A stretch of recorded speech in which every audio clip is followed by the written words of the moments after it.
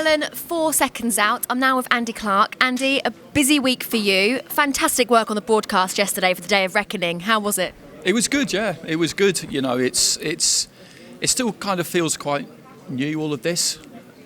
It was great going out to Saudi at the end of October for Fury and Ngannou, and you saw the kind of scale of things there, and no surprise that everything this week has been on that similar kind of scale. They want to keep that bar as high as they possibly can, and the build that was announced yesterday was, it is remarkable, really.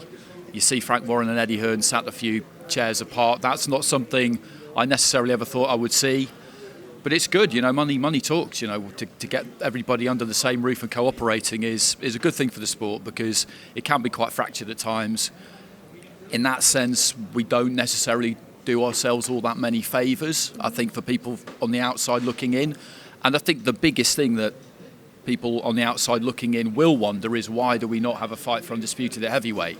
That's what they point at, isn't it? And it's been a little bit of a stick to kind of poke us with, because other divisions have done it, but now we've got it. So fingers crossed, February the 17th, you know, that everything goes smoothly. There's no injuries between now and then, and we get what we've been waiting a really, really long time to see. Because I was just talking to Oleksandr Usyk, and it was the end of March 2018 that Joshua picked up the WBO. So he had the WBA, IBF and WBO, and Wilder at that point had the WBC. Since then, the identities of the two people have changed at times, but since then, two people have had 4 belts. So they've had 5.5 years to make this fight for undisputed, which is a really, really long time.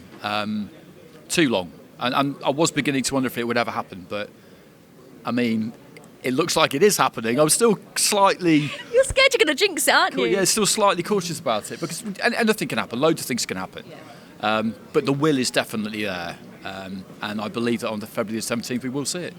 You spoke about some of the cons there. No, sorry.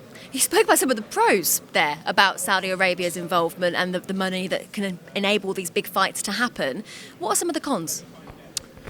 I think, just talking purely in the sporting sense, in terms of sporting events, the danger when you've got that kind of money on offer is that no one will really want to do anything unless they're going to get paid that.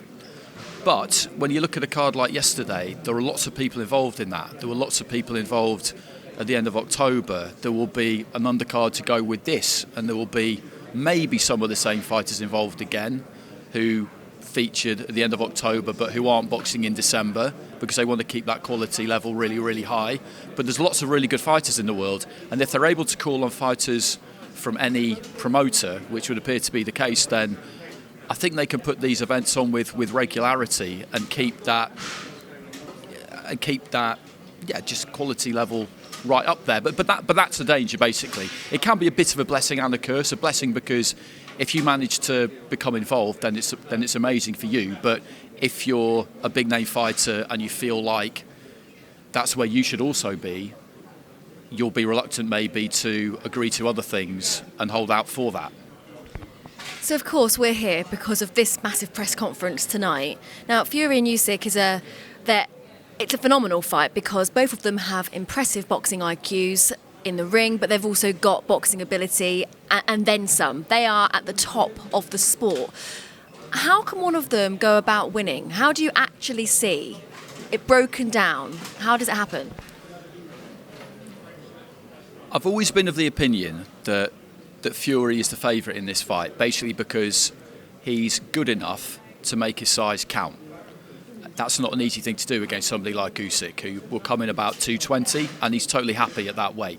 So Fury will be 270s, we'd imagine. Could be a little bit lighter than that, but you're still talking a lot. You're talking 50 pounds or thereabouts.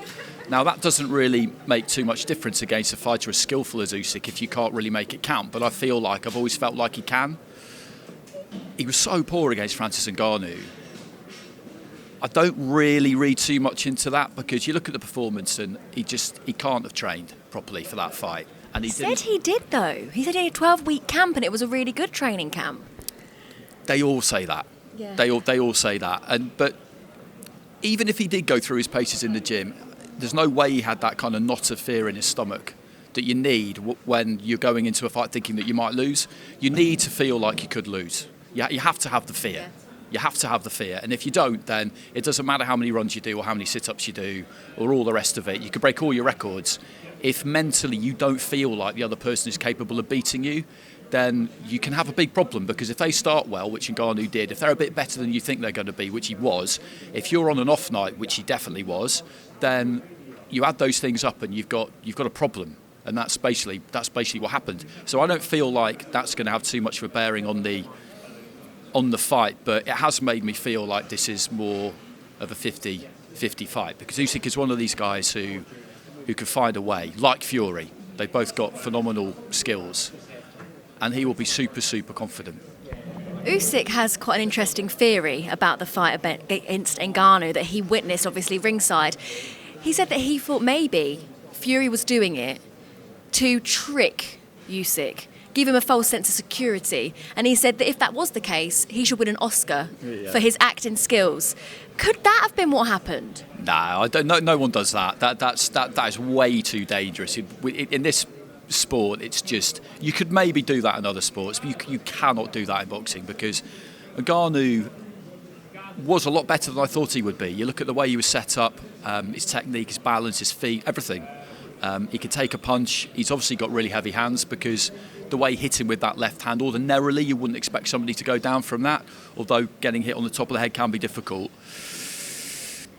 You can't take risks with anybody.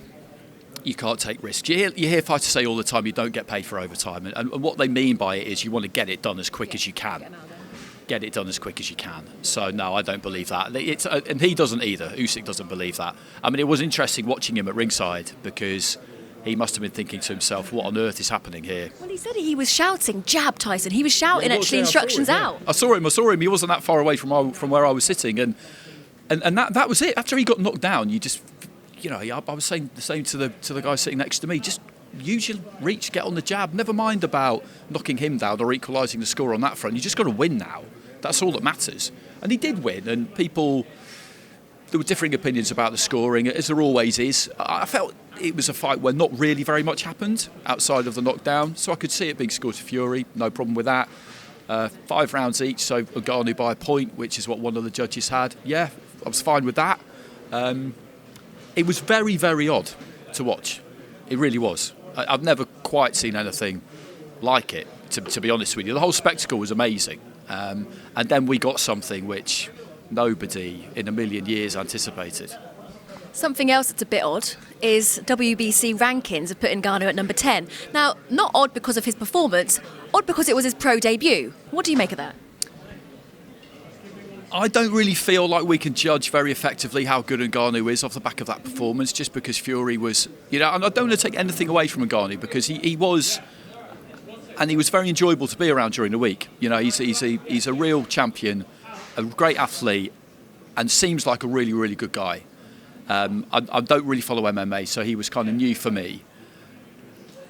But Fury was so far below where he normally is. I don't really know how good Ngannou is. I'm keen to find out. I definitely want to see him again. But to put him in the top 10 off the back of that, it's not something I would have done. Who would you like to see him out against? Derek Shaw has been calling for it. Del Boy is always keen. Del Boy is always keen. He's never going to stop, is he? No, I don't think he is. And that's his decision. Yeah. That's his decision. Saw him yesterday. He was in good form. That wouldn't be... In terms of finding out how good Ngannou is, that actually does kind of make sense. I mean, I would prefer it if Derek hung them up. But that's his decision. That's his decision. But as a fight for Ngannou, I think that probably is quite a decent fight. I can't see any of the real established top 10. I say I can't see them wanting to fight him. I can, because the money on offer will make it well worth their while. And he's ranked now, but I think he would have a hard time. With anyone in that top 10. Right, well, I think you're getting busy. You're getting called to go and do some bits. Tyson Fury shouting upstairs. I think he's on form. Thank you very much, Andy, and enjoy tonight. Thanks.